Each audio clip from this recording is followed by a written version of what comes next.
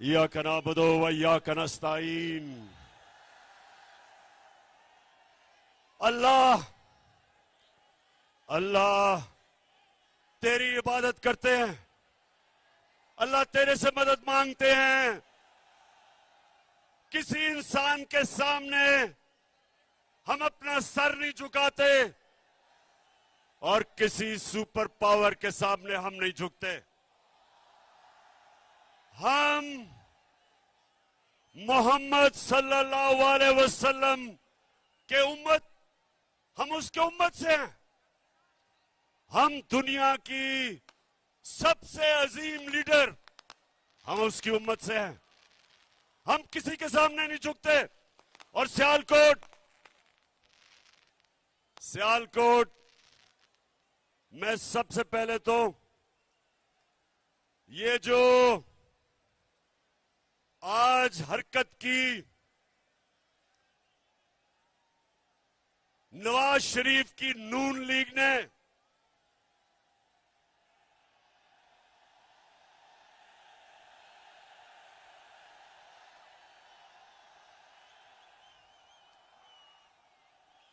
नवाज शरीफ जितने बड़े बुज़दिल तुम हो उतनी तुम्हारी पार्टी है। हमने एक दफा सियालकोट, हमने एक दफा नहीं कोशिश की इनके जलसे रोकने की या इनकी लॉन्ग मार्च रोकने की। हर 3 महीने के बाद ये गवर्नमेंट गिराने आते थे और तुम्हारे साथ एक तो इस मुल्क की बड़ी बीमारी जरदारी भी था और उसके अलावा जो डीजल के परमिट बेचने वाला वो भी था।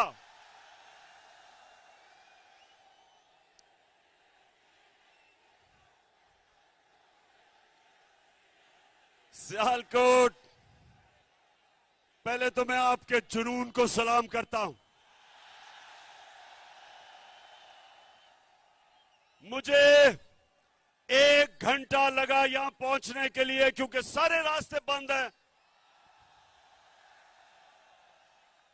काफले आ रहे हैं इस तरफ जो पहुंच नहीं सकते क्योंकि इन्होंने एक साजिश के तहत हमें बड़ी ग्राउंड में जलसा करने के लिए रोका ताकि ये समझते थे कि एक ही सड़क है, लोग ही नहीं पहुंच सकेंगे। तो नवाज, तुम्हारी और तुम्हारी पार्टी बुज़दिल भी है। तुमने कभी जिंदगी में एक काम ईमानदारी से नहीं किया। ये जब क्रिकेट खेलता था तो अपना अंपायर खड़ा करके क्रिकेट भी खेलता था।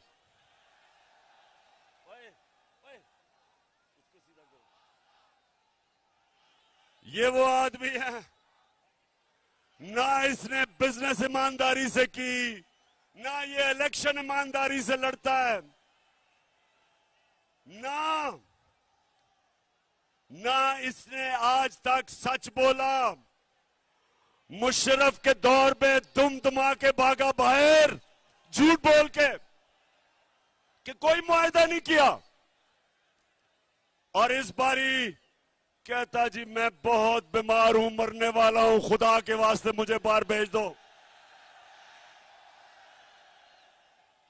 और जो इसने एक्टिंग की, बॉलीवुड में इसको रोल मिल सकता है।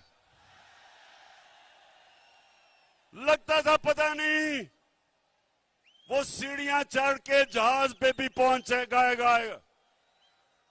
और जैसे ही इसने जहाज देखा तो एकदम फुर्ती आ गई और जब लंदन की हवा लगी तो सारी बीमारियां खत्म। और वहां बैठ के हर किस्म की पाकिस्तान के खिलाफ साजिश की इसने। और दूसरा, ख्वाजा वेंटिलेटर, कहता हमारा मुल्क वेंटिलेटर पे है, इसलिए हमें अमेरिका के जूते पॉलिश करने हैं। ख्वाजा वेंटिलेटर, इस मुल्क को वेंटिलेटर पे किसने डाला? हमें तो सिर्फ 3.5 साल की हुकूमत मिली थी। तुम दोनों खानदान शरीफों के और जरदारियों के 30 साल तुमने इस मुल्क पे हुकूमत की है। वेंटिलेटर पे तो तुमने मुल्क को लूट लूट के पैसा बाहर ले जाके आज हमारे मुल्क को मकरूज किया। और फिर तुम्हारा जो cherry blossom boot polish Shehbaz Sharif, वो कहता है कि बेगर्स आर नॉट चूजर्स। मतलब कि क्योंकि हम बेकारी हैं, हमें गुलामी करनी पड़ेगी अमेरिका की। सियालकोट के लोगों, मुझे ये बताओ कि क्या आपको अमेरिका की गुलामी कबूल है? आप सबको और मेरे पाकिस्तानियों को इसलिए ना अमेरिका ना किसी की गुलामी कबूल इसलिए नहीं क्योंकि हम मोहम्मद सल्लल्लाहु अलैहि वसल्लम के उम्मती हैं। हम अल्लाह के सिवा, हमारा तो दावा है कि ला इलाहा इल्लल्लाह, अल्लाह तेरे सिवा किसी के सामने नहीं हम झुकते। और जब मुसलमान नौजवानों किसी के सामने झुकता है तो वो सबसे बड़ा शिर्क समझा जाता है इस्लाम में। हमें ला इलाहा इल्लल्लाह गैरत देता है, हमें गैरतमंद कौम है। हम इन चोरों डाकों की तरह किसी की गुलामी कबूल नहीं करते। अपना ध्यान रखना, गिरना पड़ना वहां से। अच्छा, सियालकोट इन्होंने कोशिश की आपको रोकने के लिए। नवाज शरीफ, तुम और 3 स्टूडेंट्स सुन लो, मेरी आज गौर से बात सुन लो। आज तक दुनिया की तारीख में कभी कोई इनकलाब को नहीं रोक सका। ये सियासत नहीं हो रही, ये इनकलाब आ रहा है। कौम आज तहरीक पाकिस्तान के बाद दूसरी आजादी की तहरीक के लिए तैयार है। अपनी हकीकी आजादी के लिए कौम बाहर निकल रही है और इसको ना तुम रोक सकते हो गीदड़ नवाज लंदन में बैठ के, ना ये तुम्हारा बूट पॉलिश करने वाला मुजरिम भाई रोक सकता है, ना उसका करप्ट बेटा रोक सकता है, और ना वो 18 कत्ल करने वाला इंटीरियर मिनिस्टर रोक सकता है। इसको कोई ताकत नहीं रोक सकती। और आज गौर से सुन लो, हम हमेशा, मेरी जमात ने हमेशा पुरअमन एहतजाज किया है। इंशाअल्लाह जब हम इस्लामाबाद पहुंचेंगे हम पुरअमन रहेंगे। लेकिन ये गौर से सुन लो कि अगर तुमने जो आज हरकत की है, अगर तुम ये हरकत करोगे और इंतशार फैलाने की कोशिश करोगे तो तुम्हें किसी को छुपने की जगह नहीं मिलेगी पाकिस्तान में। मैं आज, अब सियालकोट के लोगों जरा गौर से मेरी बात सुनना, आराम से पहले बात सुना मेरी। बड़ी अहम बात करने लगा हूं, खामोशी से सुने। मेरे खिलाफ बंद कमरों के अंदर, मुल्क से बाहर और मुल्क के अंदर एक साजिश हो रही है, और वो साजिश ये है कि वो चाहते हैं कि इमरान खान की जान ले ली जाए।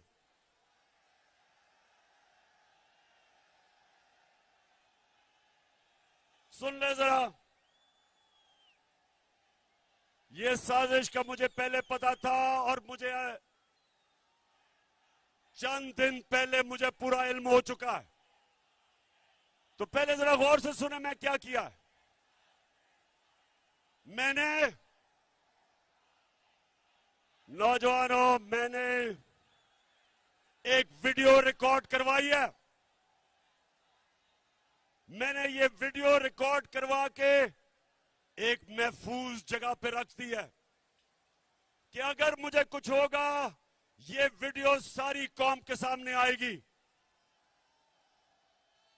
और इस वीडियो में मैंने पिछली गर्मियों से जो ये मेरे खिलाफ साजिश हुई, जो जो इस साजिश में मुलव्वस है, मैंने एक एक का नाम लिया इस वीडियो में।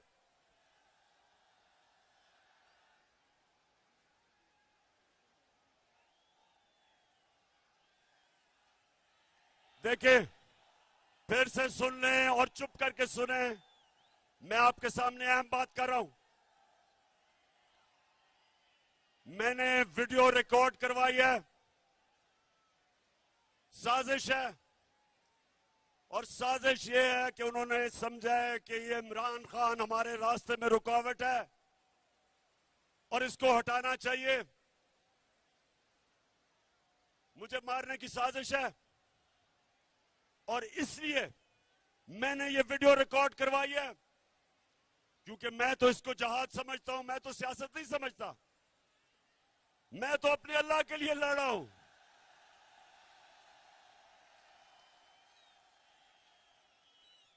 लेकिन मैं ये चाहता हूं कि अगर मुझे कुछ होगा तो मैं अपने सारे पाकिस्तानियों को चाहता हूं कि आपको पता चले कि कौन कौन इस साजिश में मुलव्वस था। बाहर बैठ के कौन इस साजिश का किरदार था, और मेरे मुल्क में बैठ के किस किस ने साजिश की, इनमें सबके मैंने नाम लिए। बस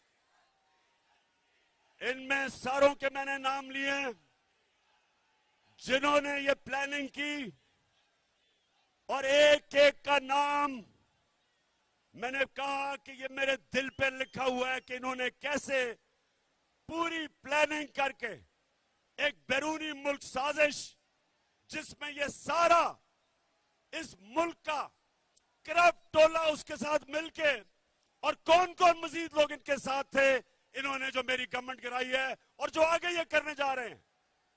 मैं ये इसलिए, मेरे पाकिस्तानियों, मैंने ये इसलिए वीडियो रिकॉर्ड करवाई है कि इस मुल्क की तारीख है कि कभी ताकतवर को कानून के नीचे नहीं लाया जाता, कभी ताकतवर का एहतसाब नहीं होता, हमेशा ताकतवर बच जाता है और किसी और के नाम पे जो भी कत्ल होते लगता है। मैं इसलिए ये वीडियो रिकॉर्ड करवा रहा हूं, करवा के रखी हुई है, महफूज रखी हुई है। मैंने सिर्फ इसलिए रखी है कि मैं ये चाहता हूं कि इस बारी इस मुल्क का इंसाफ का निजाम, इस मुल्क की तारीख है, कभी इन्होंने नहीं किसी को पकड़ा जो ताकतवर मुजरिम हो, सिर्फ कमजोरों को पकड़ा जाता है। इसलिए ये लियाकत अली खान के जमाने से लेके अब तक कोई ताकतवर मुजरिम नहीं पकड़ा गया। इसलिए मैं चाहता हूं कि मेरी कौम के सामने सब की शक्लें आए कि कौन कौन इस मुल्क से गद्दारी कर रहा था, किस किस ने गद्दारी की। और मैं दूसरी बात करता हूं, और मैं फिर अपने इंसाफ के निजाम को आपके सामने रखता हूं कि मैंने 3.5 साल में पूरी कोशिश की कि जो 30 साल से मुल्क को लूट रहे थे इनको सजाएं हो, इनके खिलाफ एक्शन लिया जाए।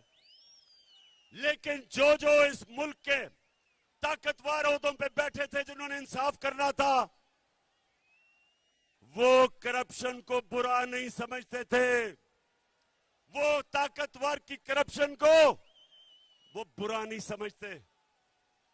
वो एक्सेप्ट कर बैठे हैं कि इस मुल्क में ताकतवर लोग चोरी करेंगे और कोई पकड़ेगा नहीं। सियालकोट के लोगों, मेरे नबी सल्लल्लाहु अलैहि वसल्लम ने आज से 1500 साल पहले तकरीबन तब ये कहा था कि वो कौमें तबाह हो जाती हैं जिधर छोटा चोर जेल में जाता है और बड़े डाकू को आप नहीं पकड़ते। ये है हमारा तबाही का रास्ता। मैंने जो आपको इस्लामाबाद में बुलाया एक वजह से कि अगर आप नहीं निकलेंगे, अगर ये डाकुओं के खिलाफ जिन्होंने साजिश के तहत आज मुल्क के ऊपर बैठे हुए हैं, अगर आप इनके खिलाफ अब नहीं निकलेंगे मेरे पाकिस्तानियों, ये मुल्क तबाह हो जाएगा।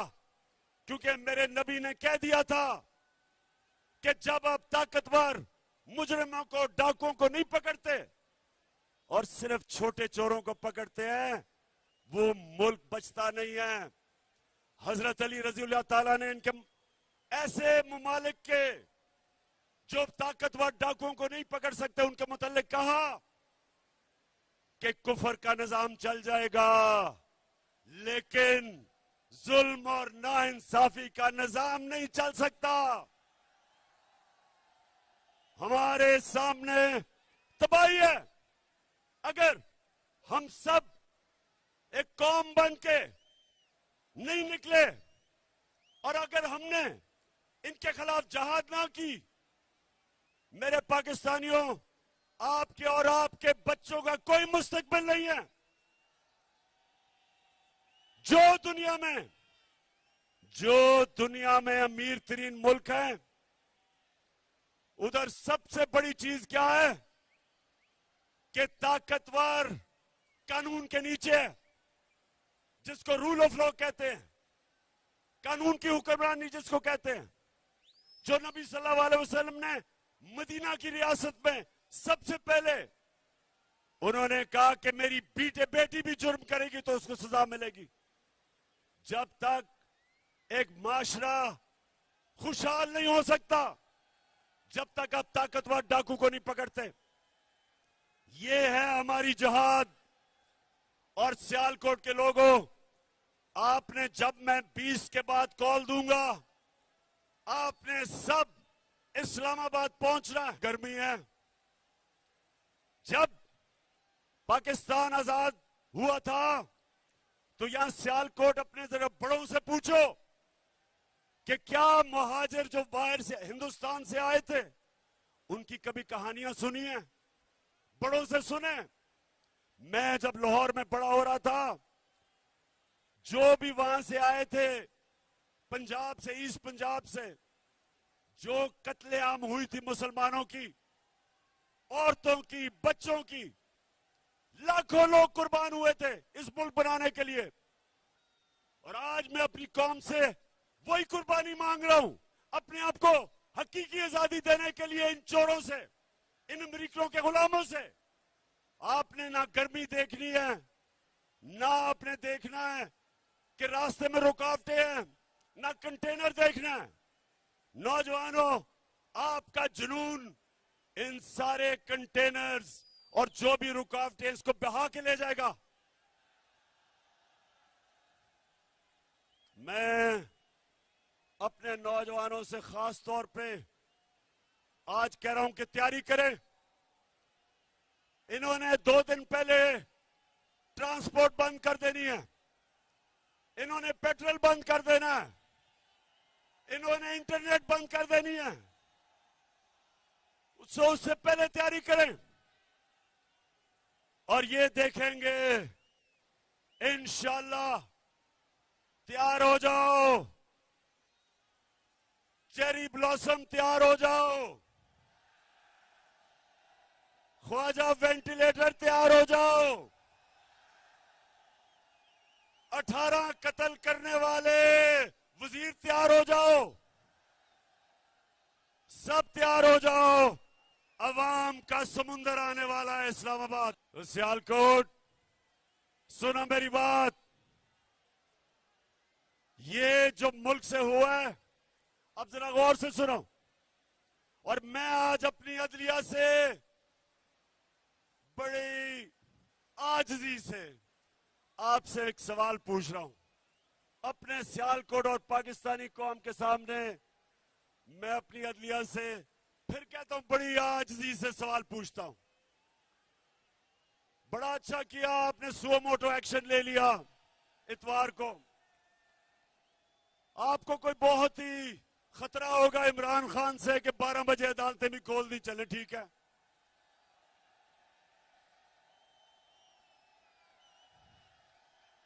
बहुत खतरनाक हूं मैं, बहुत ही बड़ा, मैं कोई मुल्क से गद्दारी करने जा रहा था कि रात के 12 बजे अदालतें खोल दी। और बड़ा मासूमाना सा सवाल है कि शहबाज शरीफ, इसका बेटा हमजा शरीफ और जो मफरूर बेटा हुआ है सलमान शहबाज, 24 अरब रुपए के इनके ऊपर FIA के केसेस हैं। सुने जरा सियालकोट, 24 अरब रुपए के केसेस हैं। प्राइम मिनिस्टर पे, चीफ मिनिस्टर पे, और जो भाई भगोड़ा हो चुका है, 24 अरब रुपए का मतलब, 24 अरब रुपए का मतलब कि 2400 करोड़ रुपए के इनके ऊपर करप्शन के केसेस हैं।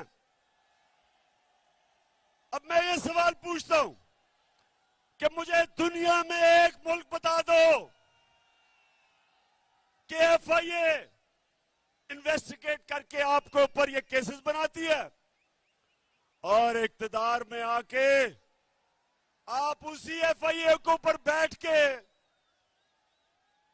और सबसे पहले सारे वो लोग जिन्होंने केसेस बनाए उनको फारिग करते हैं। और फिर एक, और मैं सलाम करता हूं डॉक्टर रिजवान आपको कि एक जबरदस्त FIA का ऑफिसर जिसमें दिलेरी थी, जो दलेर आदमी था, जिसने शरीफ माफिया के खिलाफ कार्रवाई करके मकसूद चपड़ासी के बैंक अकाउंट में और नौकरों के बैंक अकाउंट में 16 अरब रुपए पकड़े। और फिर क्या हुआ, डॉक्टर रिजवान के ऊपर दबाव डाला गया, हमजा शरीफ ने उसको धमकियां दी और वो डॉक्टर रिजवान शदीद दबाव में था और उसको हार्ट अटैक हुआ, मर गया। कल क्या हुआ, जो दूसरा ऑफिसर ये शहबाज शरीफ का FIA का केस इन्वेस्टिगेट कर रहा था, उसका नाम नदीम अख्तर था, उसको कल हार्ट अटैक हो गया। सियालकोट, उसको भी हार्ट अटैक हो गया कल। मैं ये सवाल पूछता हूं कि ये कैसे है कि माफिया का जो इन्वेस्टिगेट करता है उनके ऊपर किस तरह का दबाव है? किधर है मेरी अदालतें? आपका काम है इनकी हिफाजत करना। कौन आगे से इस मुल्क के कौन से सरकारी नौकर, कौन सी FIA, कौन सी FBR, कौन से पुलिस ऑफिसर कभी भी आपके सामने खड़े होंगे? इस मुल्क के अदारे कैसे ताकतवर मुजरिमों के सामने खड़े होंगे। पहले ही डरते थे और अब जब फिर साजिश के तहत इन मुजरिमों को ऊपर मुलव्वस कर दिया तो अब मुझे सवाल पूछता हूं अपनी अदलिया से, कौन इस मुल्क के इदारों की हिफाजत करेगा?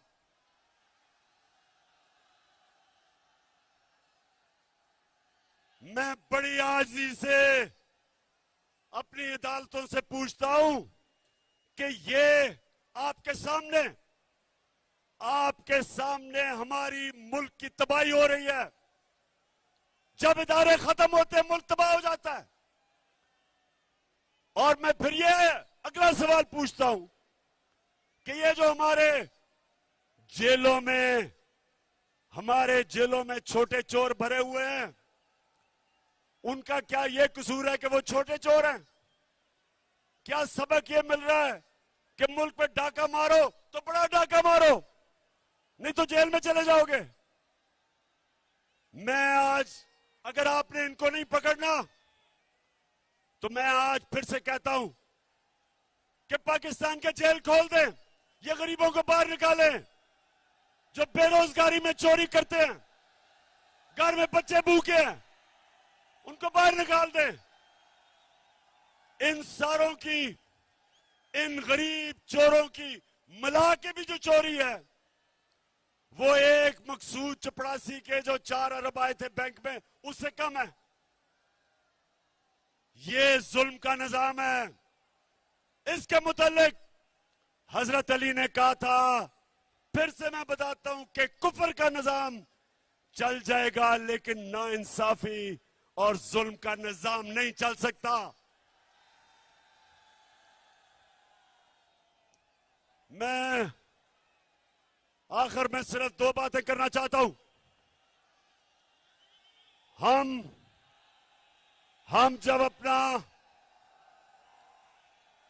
हमने जब पाकिस्तान में, सुनो नौजवानों, आखिरी 2 बातें, जो हमें मुल्क मिला था 2018 में और जो हमें जब साजिश करके निकाला गया, तो याद रखें, एक वो मुल्क जिसका दिवालिया हुआ था, उस मुल्क के अंदर झंडा पकड़ा दो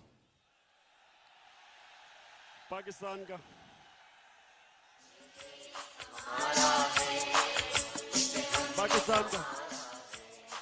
पाकिस्तान, हाँ पकड़ाओ। जान से प्यारा है इसका एक जरा, जान। अच्छा सियालकोट, अब सुने, जब हमारी हुकूमत गिराई गई तो अब अदाद और शुमार आए हैं। याद रखें कि पाकिस्तान की 2004 के बाद सबसे ज्यादा सनती पैदावार हमारे दौर में हुई। ये जो जुनून है, ये कीमा के नाम दे के जलसों पे लाके ये नहीं खरीदा जा सकता।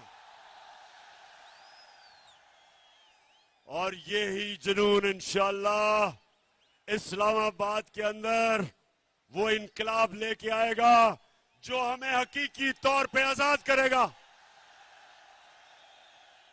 तो अब ये पता चला, अब जो आदाद और शुमार आए मार्च के, सबसे ज्यादा 2004 के बाद पाकिस्तान की सनती पैदावार 10.6,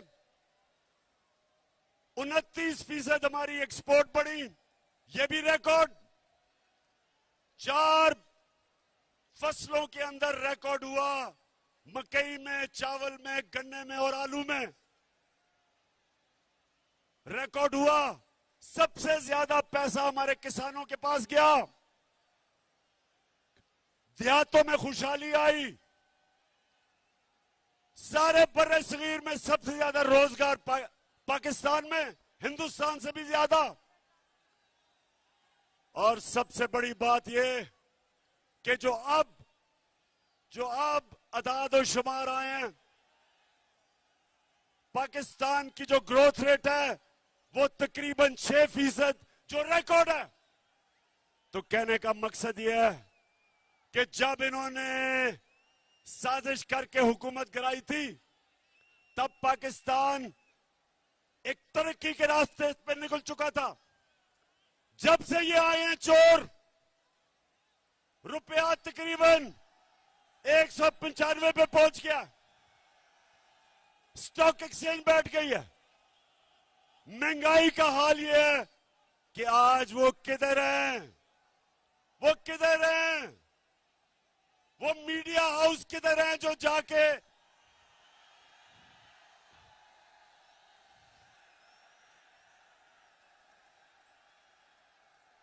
अब्बास, जो भी हो गिरना पड़ना खुदा का वास्ता है। बस बस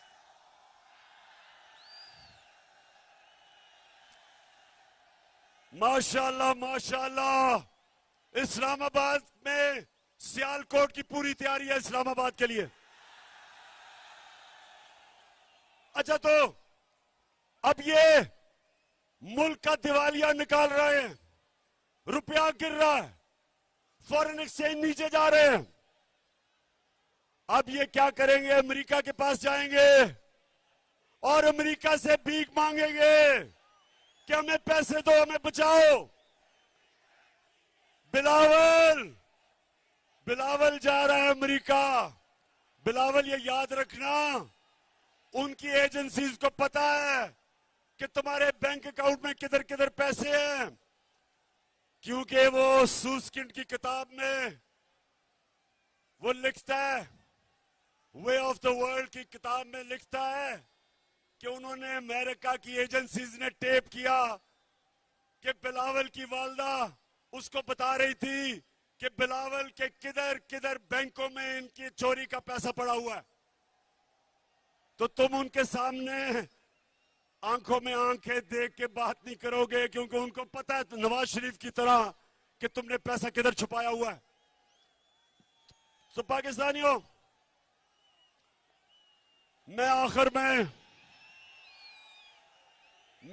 में आप सबको इस्लामाबाद आने की सिर्फ एक वजह से आप सबको दावत देता हूं कि जो भी रुकावटें हो जाएं, आपने इसको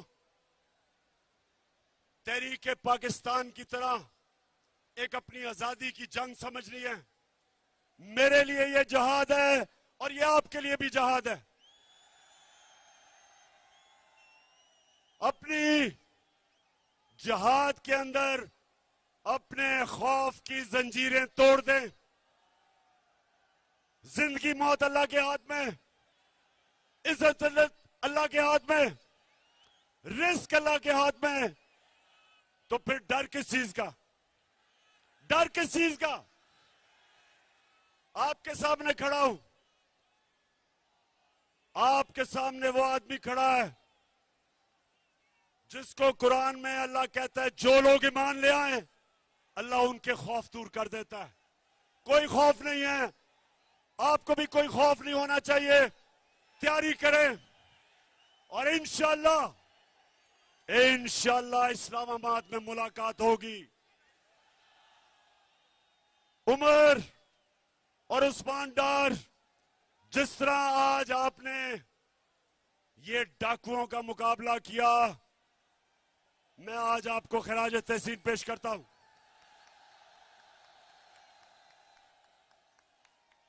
तुम्हारी माशाल्लाह अच्छी ट्रेनिंग की हुई है।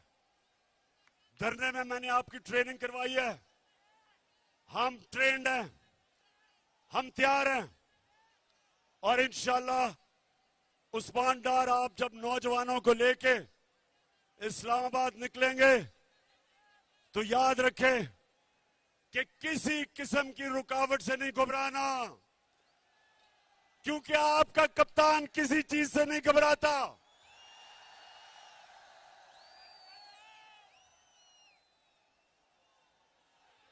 पाकिस्तान जिंदाबाद।